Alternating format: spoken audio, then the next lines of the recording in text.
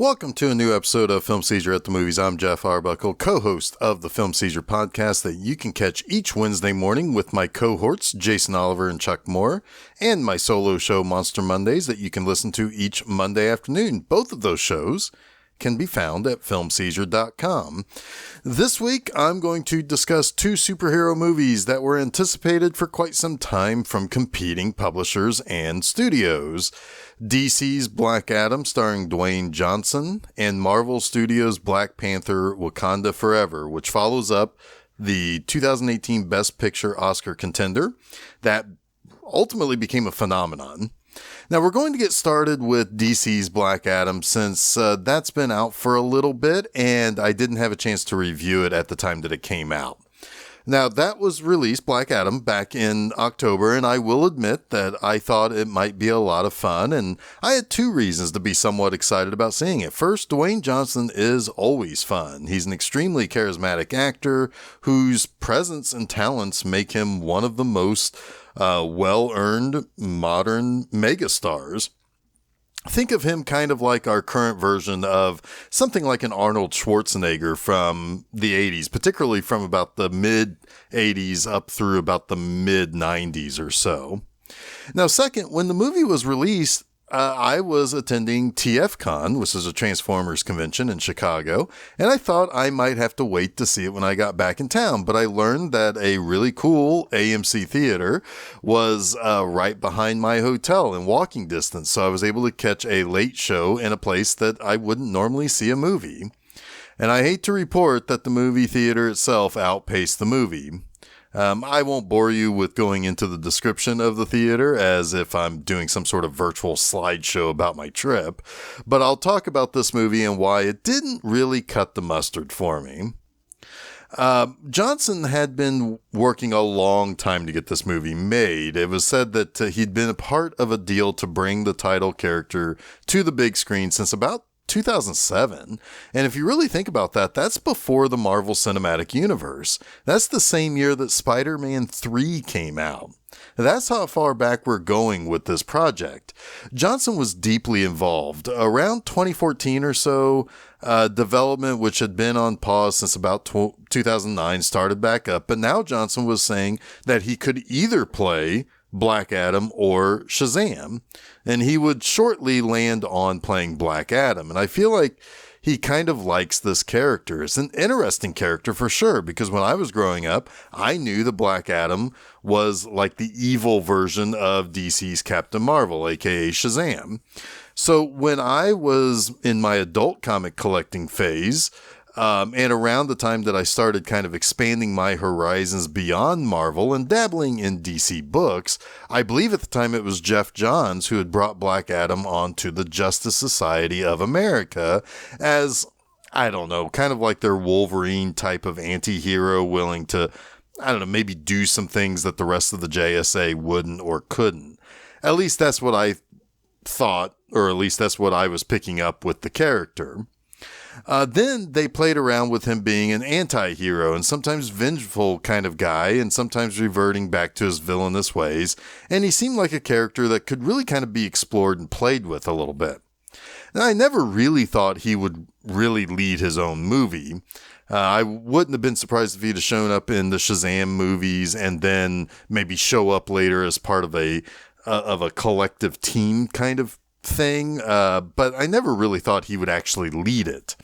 But then as the DC Extended Universe movies started up with the Man of Steel and Suicide Squad, and then Batman v Superman, and then Wonder Woman, and then the Justice League, and then Shazam, it seemed as though Black Adam might actually get his shot. If for nothing else, that Marvel succeeded with bringing characters you might not ever expect to see on the big screen, like, you know, the Guardians of the Galaxy, for example. So DC could maybe find some test characters to play with, like they did with the Suicide Squad, and characters connected to the Shazam side of their universe.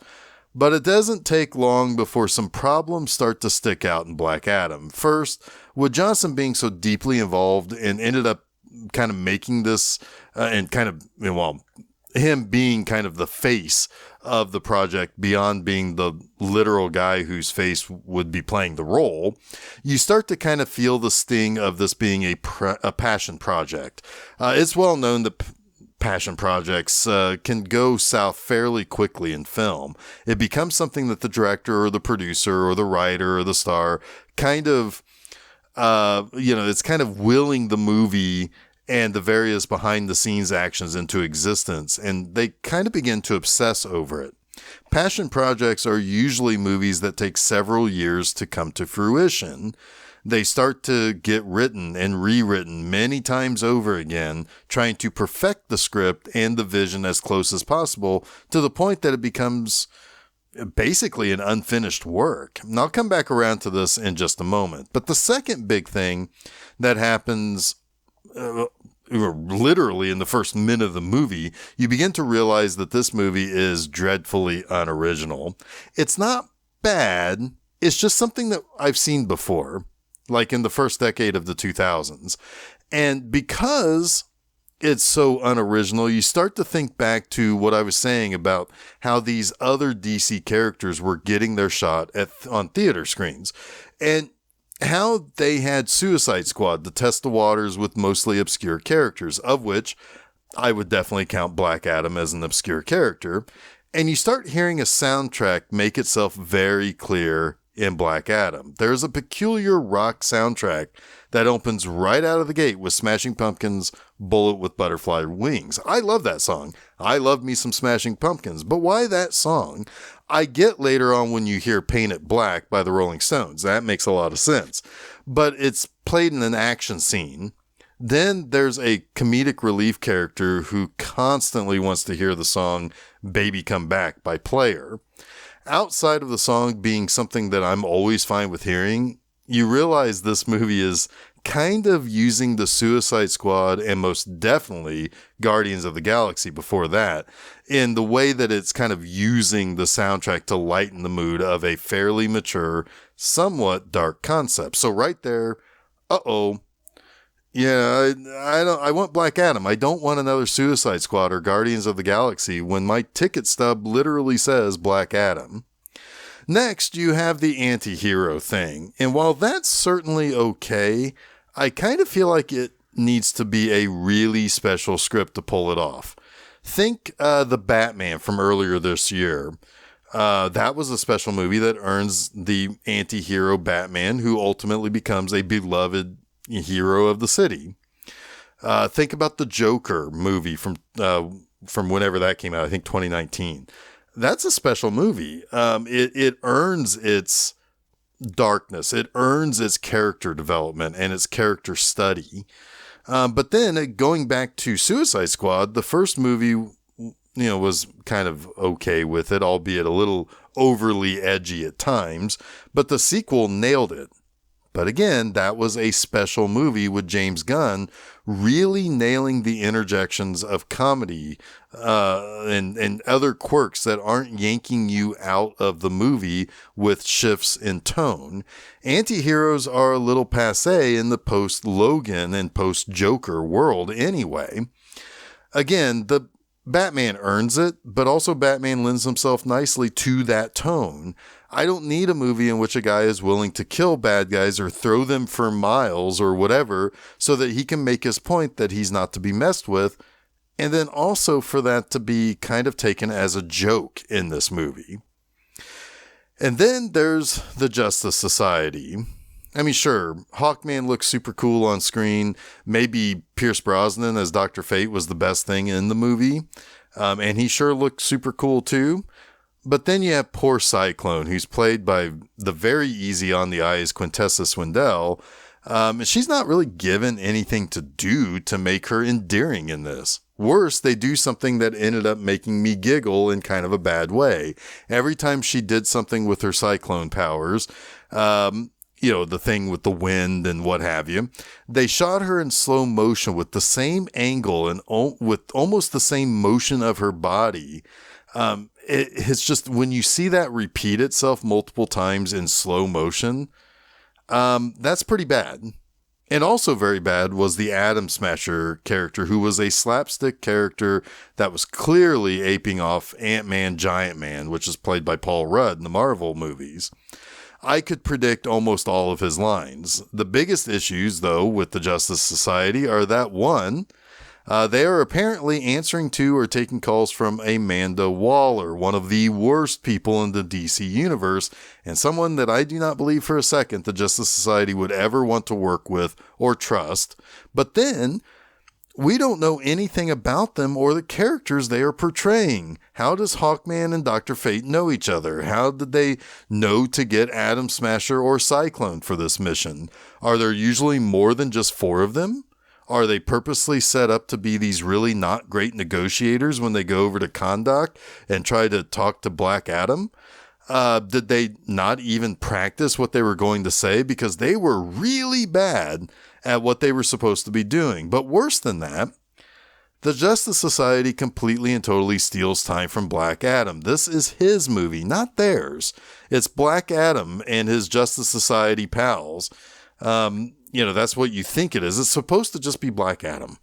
It's just frustrating that you get kind of hoodwinked a little bit by that. Again, if this was a Justice Society movie and Black Adam was a member of that team, like he was in the first part of the 2000s, great, fine. Let's do that. But this is Black Adam. To bring in the Justice Society is just, it's weird. And then on top of that, we do find out, spoilers that were leaked well before the release of the movie, that this is the world of Henry Cavill's Superman, and he shows up at the end to tell Black Adam that, hey, you make people nervous.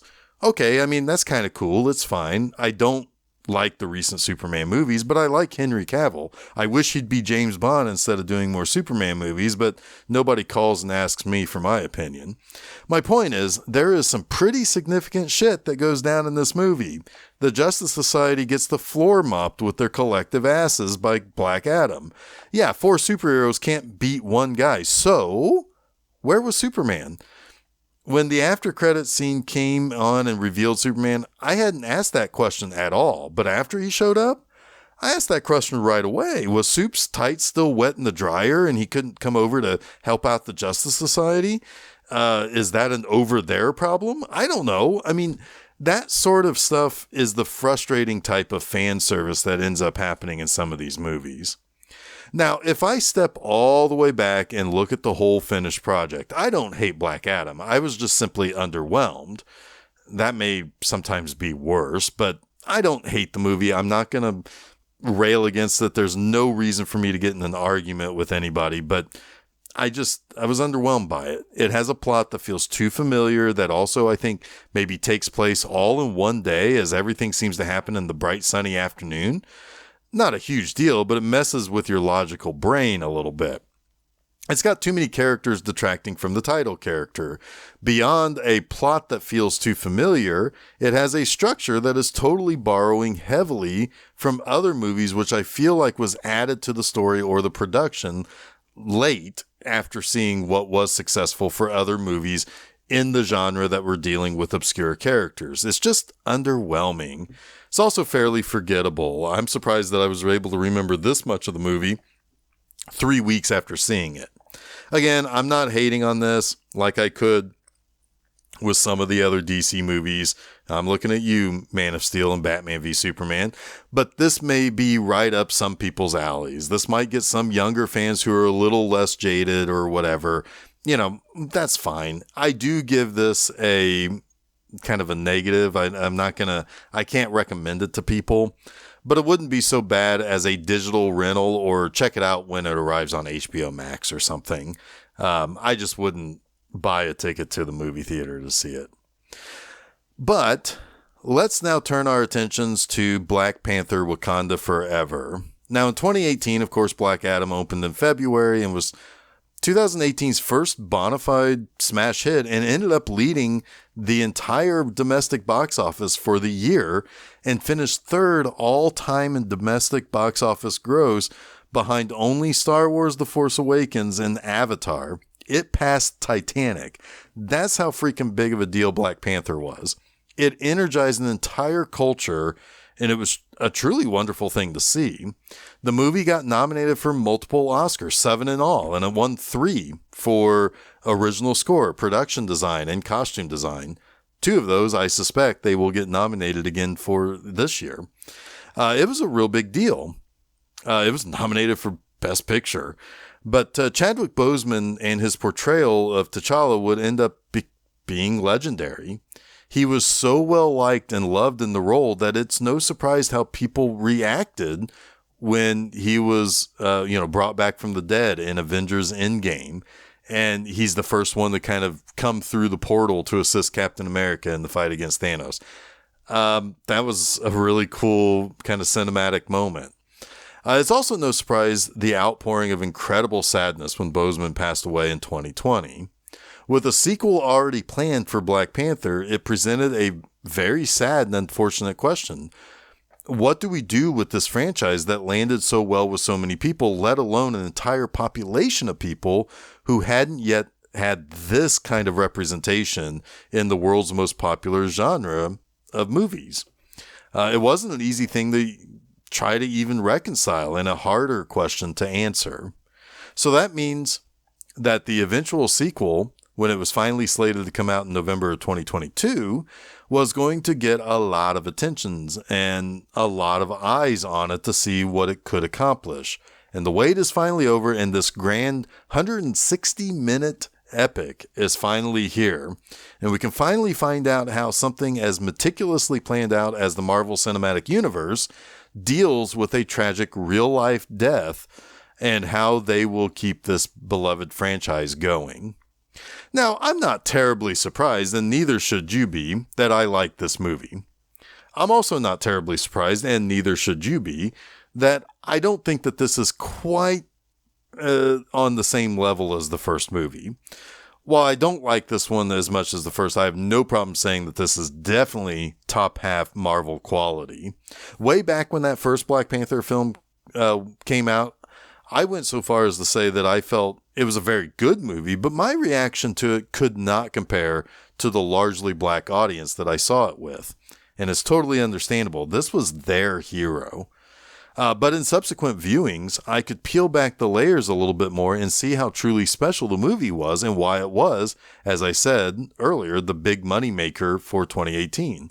It had a lot to say about legacy and tradition and forgiveness and responsibility and not being afraid of showing yourself as what you are, and so on and so forth. Wakanda Forever has some of the same through lines. There's a legacy that must pass over from this country having to deal with the strife of losing King T'Chaka somewhat recently, to losing the newly minted King T'Challa when Thanos wiped out half the population of the universe, to losing King T'Challa again in the opening minutes of this movie in a much more final way. I mean, this is not going to be undone like the Thanos thing was. It's dealing with the pain of all of this and that has happened to this country in a very short time since going public to the rest of the world. So while I'm not terribly surprised that I like this movie and not terribly surprised that I don't think it's quite the quality of the first, I am kind of surprised how angry this movie feels at times. We primarily move through this plot from the perspectives of Letitia Wright, who plays Shuri, the sister of the fallen king, and Tenoch Huerta Maia, which I'm so sorry if I butchered that name, but as the underwater king and very important figure in the history of Marvel Comics, Namor. Now, Shuri is dealing with, struggling to grieve properly over her dead brother. She asks the question if her ancestors, the fabled kind of deities of Wakanda, gave her these gifts of knowledge and ability, why couldn't she use them to save her brother? It's a very classic question that we often hear characters ask, especially those with power. We've heard Superman ask that question, or a form of that question before. Anakin Skywalker asked a question like that in the Star Wars prequels.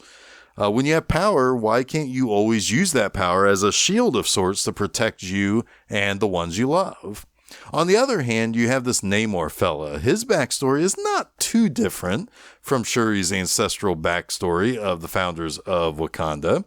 He was born a mutant and has lived for centuries, and he wants to use his power to hide his people from the evils of the surface world. But as soon as an outsider gets too close, he's got the hair trigger to go to war and wipe out those he's witnessed do awful things over the many years that he's lived. He wears this anger differently, but both of these characters have this similar fire burning in the pits of their souls, and that fire is consuming both of these characters in different ways. And I'll be honest, and I'll do this without giving up too many spoilers. I really don't think I'm giving up any spoilers here, but I did have to wonder at one point if I was beginning to root for someone who was going to do something terribly wrong. There's a point in this movie where a character becomes so consumed by hatred and anger and fear that this character begins to seemingly take advice from the absolute wrong person. This leads to death and war and a little bit more pain, and you do begin to worry that things might take a turn that will have long-lasting effects on the Marvel Cinematic Universe. I have to say that some of my immediate reaction is tainted by that very real concern as this movie kind of carries on towards the climax. However, all that said, I do think that this movie has a lot of things to say about grief and reconciliation of bad things happening that you can or cannot control. I do feel as though the Shuri and Namor characters are interesting, and one of the highest marks for this movie has to go to the design. Again, Wakanda is beautiful. The production design and the costuming is colorful and so full of life. But on the other hand, Namor's people, who are technically not Atlanteans as they are in the comics, they're from the fabled paradise of Aztec lore called Talocan. But that group are all played by, I think, people of Central American descent, as best as I could tell, and they do speak Mayan in this movie, and that's really awesome. But their feather-like headdresses are meant to kind of invoke ancient Mexican and Central American civilizations, while also meant to be kind of look like they come from lionfish to kind of represent colorful sea life. It's incredibly smart and gorgeous design work. I have to believe that this is going to get nominated for an Oscar in a few months' time. Now, where I do kind of have where I have to maybe do some additional viewings to kind of fully appreciate or fully support my initial reaction comes from two things. First, the tone. Ryan Coogler, the director of both these Black Panther movies, he's incredibly intelligent to not interject the usual style of Marvel lighter moments too often in this movie. There's a little bit, but it's not quite like some of the other more recent outings, like with Thor: Love and Thunder. It's reserved and kind of mellowed. Now, what I mean by tone is what I said about this being kind of an angry movie, and for a little while you're kind of needing to find someone to really glom onto and root for. But the other thing is that I like the new edition of Riri Williams. Now, in the comic books, Riri she's a genius, and she builds like an Iron Man-like suit of armor, and she calls herself Ironheart. She does the suit thing, but in this at least, but it doesn't have that alias yet. I like her. I like the actress playing her, Dominique Thorne. I like that, unlike newer additions brought into other movies this year, like America Chavez or Jane Foster, kind of coming back into the Thor franchise. Thorne is not exactly hamming up comedic moments. She has a couple of pretty good kind of sarcastic lines that kind of fit her character, but she's not taking over with her comedy or having these kind of silly comedic scenes that don't feel right in the movie.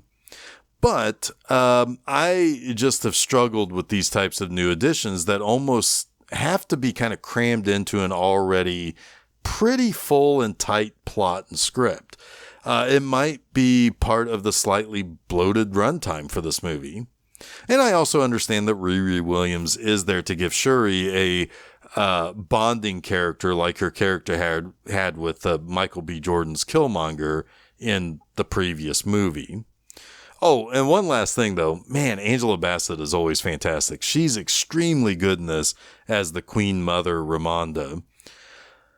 Now, still, there's a lot to legitimately praise about Black Panther Wakanda Forever. I think there might be a few small things to kind of clean up around the edges, but again, like I said, maybe a couple of extra viewings will help with that.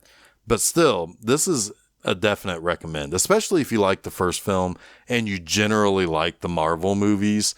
It also is very much more interesting and bolder than Black Adam was, and that's for sure. Now, don't forget to follow Film Seizure at Facebook, Twitter, and Instagram so you can be made aware of new episodes of our various shows as they drop. You can also follow us at podcast providers like SoundCloud, Google Podcast, Apple Podcast, TuneIn, Stitcher, Spotify, and Audible. You can also listen to the show on YouTube by subscribing there. I'll be back in a couple of weeks with a trio of reviews from this fall season for The Menu, The Fabelmans, and Glass Onion, a Knives Out mystery. So until then, don't forget to save me the aisle seat.